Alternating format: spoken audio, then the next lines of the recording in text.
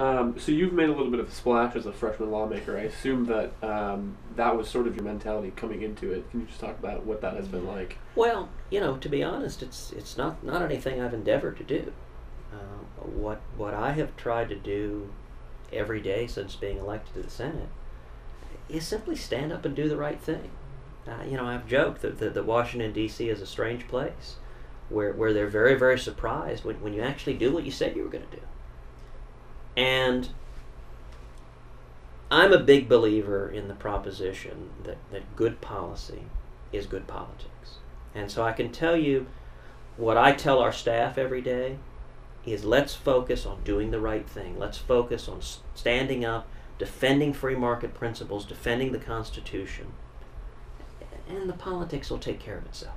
So I think we should focus on fights that matter, on fights that make a difference to the American people. My very top priority in office is economic growth, because economic growth is foundational to everything else, whether it is reducing unemployment or turning around an unsustainable debt or maintaining the strongest military in the world.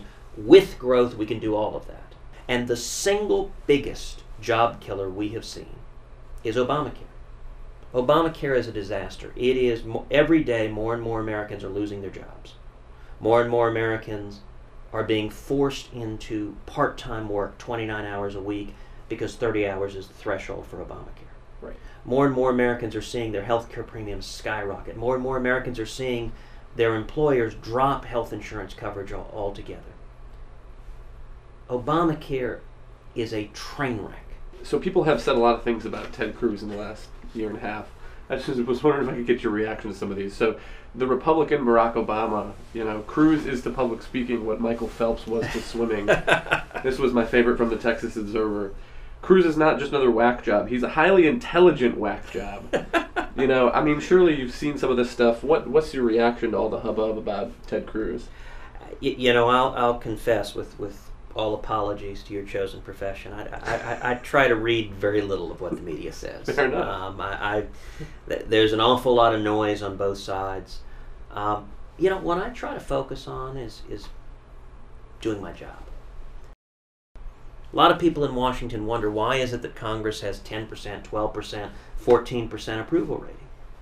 Well, when you have career politicians in both parties ignoring the will of the people and focused on their own priorities instead, of course the people are frustrated. Sure. I think the single biggest divide in Washington is not between Republicans and Democrats. It is between entrenched politicians in both parties and the American people. And there is a degree of frustration among the American people. Why don't our elected representatives listen to us? And when I was a kid, my dad used to say to me over and over again, when we faced oppression in Cuba, I had a place to flee to. If we lose our freedom here, where do we go? I'm convinced we are seeing a changed paradigm in politics. The rise of the grassroots. It's fundamentally changing the ground rules. If you look at my Senate race in Texas, yeah. When I started running, January of 2011, there wasn't anybody in the state of Texas that thought I had a prayer. We saw this grassroots army come together of thousands upon thousands of men and women all across Texas who knocked on doors, who made phone calls, who got on Facebook and Twitter and reached out and said, we can't keep doing what we've been doing. We've got to come together and pull this country back from the fiscal and economic cliff at which we find ourselves. And we ended up going from 2% in the polls to not just winning, but winning the primary by 14 points, winning the general by 16 points.